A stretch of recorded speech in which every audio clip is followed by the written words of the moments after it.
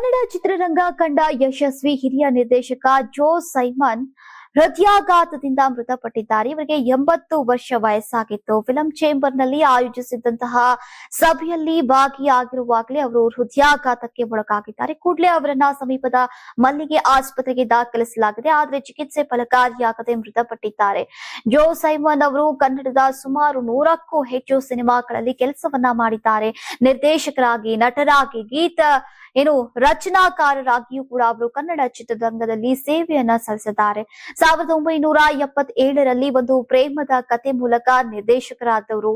ಈಗ ವಿಷ್ಣುವರ್ಧನ್ ಹಾಗೂ ಅಂಬರೀಶ್ ಅವರ ಜೊತೆ ಒಳ್ಳೆಯ ಗೆಳೆತನವನ್ನ ಹೊಂದಿದ್ದು, ಸಿಂಹ ಜೋಡಿ, ಸಾಹಸ ಸಿಂಹ, ಹಾಂಗ್ಕಾಂಗ್ನಲ್ಲಿ ಏಜೆಂಟ್ ಅಮರ್, ಸ್ನೇಹದ ಕಡಲಲ್ಲಿ, ರವಿ ವರ್ಮಾ, ಟೈಮ್ ಬಾಂಬ್, ಇನ್ನು ಹಲವು ಚಿತ್ರಗಳನ್ನ ಇವರು ನಿರ್ದೇಶಿಸಿದ್ರು.